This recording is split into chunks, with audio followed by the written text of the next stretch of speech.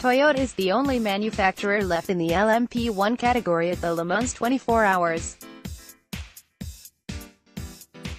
Surely the Japanese manufacturer is set for an unopposed cruise to a long-overdue victory. And with that, will Fernando Alonso move a step closer to achieving his goal of winning motorsport's Triple Crown, to avoid the unattractive appearance of the race being dominated by the only two LMP1 hybrids in the field? The subclass has been merged with the non-hybrid LMP1 cars, creating a single LMP1. Equivalence of technology regulations will allow for the performance of the cars to similar levels. But don't be fooled, the race organizers have made it clear, equivalence does not mean allowing the expensive hybrids to be beaten by cheaper, conventionally engined machinery on outright pace. Nonetheless, as last year's race showed, winning Le Mans is about more than just speed. How quick are Toyota's LMP1 rivals? Advert: become a race fan supporter. But to the surprise of some, he made remarks during the weekend about the team's non-manufacturer LMP1 opponents being too fast. Was this Alonso exaggerating the strength of the opposition? Oliver Webb, who numbers among his LMP1 rivals, reckons Toyota's concern about the strength of the LMP1 competition was genuine. "I completely understand Alonso's point of view," said Webb in an exclusive interview for race fans. "I genuinely believe that's not him trying to make it sound like it's closer than it is. I believe he actually thought it was." Much of the pre-season testing for the World Endurance Championship was conducted behind closed doors, and Webb believes it gave Toyota cause for concern about the performance of the revamped customer LMP1 cars. "In pre-season testing there was a couple of occasions where we privateers were quicker than Toyota. Obviously that was never released because it was private testing. But there were 2 times off the top of my head I can remember where one of the other privateer cars were not only quicker than them in lap time, but about 40 km/h quicker in a straight line. Then came the first race of the season at Spa, which produced a crushing 1-2 for Toyota. The third-place Rebellion car was 2 laps behind after 6 hours of racing. The fact that they let privateers be quicker in testing was a surprise," said Webb. "But I think that just made it nothing but more exciting for qualifying, and then in the race it just showed. If they're going to win by a lap in a 6-hour race, then even if you're a bad mathematician you can guess it's going to be around 4 laps by Le Mans at easiest. And Toyota's advantage is double that." Advert: become a race fan supporter and go ad-free. Will Toyota's competition be closer at Le Mans? Toyota dominated the Spa season opener. Spa-Francorchamps may be one of the quickest circuits on the F1 calendar, but the Circuit de la Sarthe is a completely different beast, longer and far faster. That means Toyota won't be as far as ahead of its rivals, Webb reckons. "At Le Mans it will be closer because we have longer straights. The fact of the matter is we, customer teams, are quicker in a straight line. SMP have recorded a speed of 360 km/h, which is 25 km/h quicker than a Formula 1 car.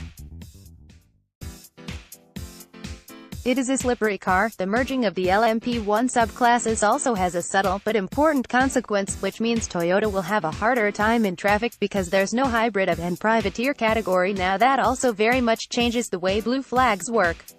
Webb explains. "Even if Toyota are a lap or more ahead, the LMP1 competition won't have to wave them by. If they overtake us out of the corner and we overtake them at the end of the straight, we don't have to leave way to them because we're getting in their way. But it's important not to exaggerate the likely competition for Toyota. Their pace advantage should allow them to avoid the kind of reliability problems which wrecked their victory hopes 12 months ago. This year Toyota have, let's say, 2 seconds advantage in hand. Which means you're driving your car at 80% all of the time.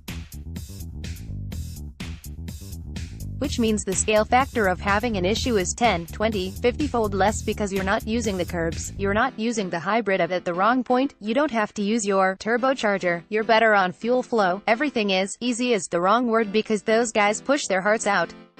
but they don't have a Porsche in their wing mirrors the whole time, so they can drive at a comfortable pace, so the likelihood of something going wrong is less. Advert: become a race fan supporter and go ad-free. Toyota's enemies with Indy Motors ruled at Spa, so the Toyota is likely to be quick and its reliability shouldn't be a concern. Are there any other ways they could lose a race they must win? Keeping a lid on the intra-team rivalry between the Alonso, Buemi, Nakajima No. 8 car which won at Spa, and the Mike Conway, Kamui Kobayashi, Jose Maria Lopez No. 7 machine which was clearly quicker, will be a challenge. The latter would surely have walked the victory in the first race had they not been penalized in qualifying and then controversially ordered to follow the lead car home at the end of the race. Webb admits that while Toyota's tactics were not against the rules, it may not have helped team harmony. You'd be very frustrated if you were one of the other drivers. Le Mans may be the most important race, but there's a championship to be won and this round counts for double points. And the number 7 crew will be in no doubt which was the quicker car, having started over a lap behind and finished on the tail of the other car.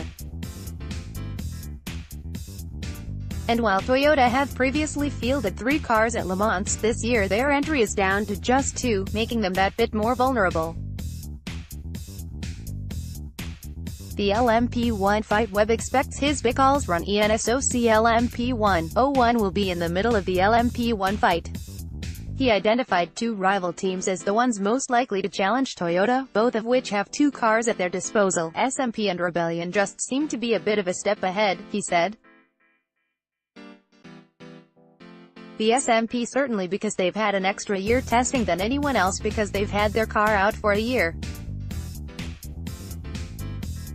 And effectively it is a Toyota, it's made by the same people in the same wind tunnel, they've had the same development on the car, so they've basically helped them out with that car. So they've basically got very good aero going on there. The Rebellion is an ORECA effectively. If you take an LMP2 car and adapt it to the LMP1 rules, i.e.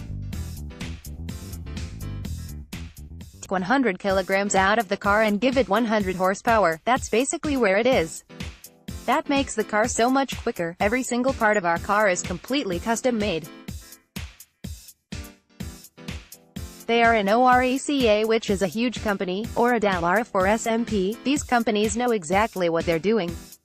They have wind tunnels which we don't, so off the back their car was very quick. While Bicals have struggled with reliability in recent seasons, the switch to Nismo power has been a substantial step forward.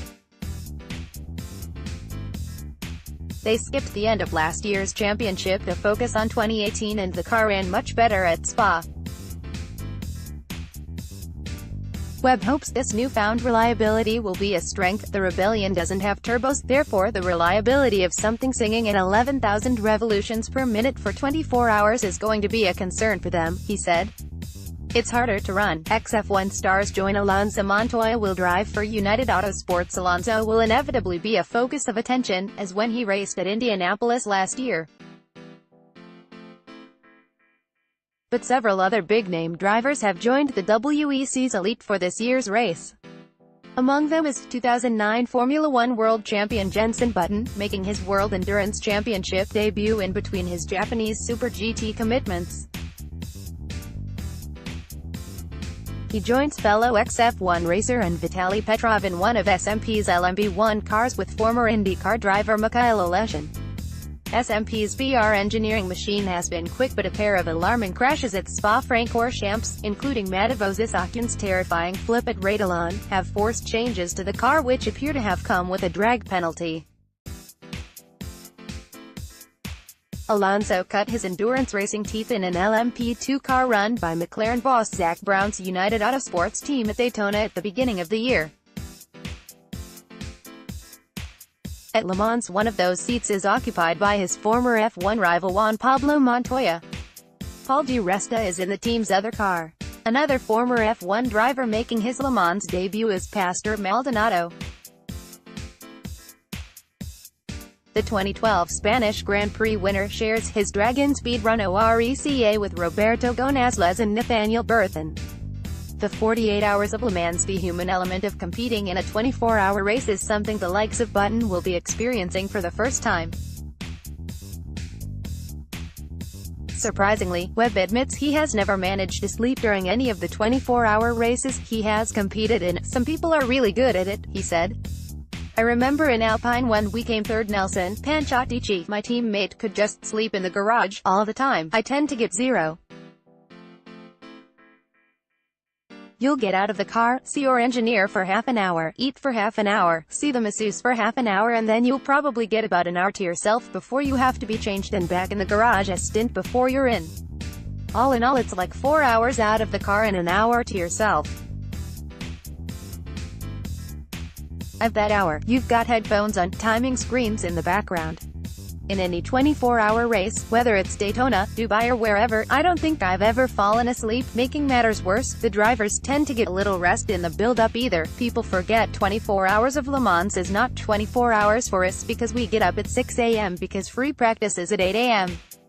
Thanks, whoever invented that stupidest decision in the world. And the day before that, the drivers' parade, which is obviously really fun to do and great for the crowds, goes on until about 8 p.m., 9 p.m. in the boiling heat, of which a couple of people went to hospital last year because of heat exhaustion. It's more like a 48-hour event, of which you race for 24 of it. So you're kind of knackered when you start, you're tired at the start line. Greater than.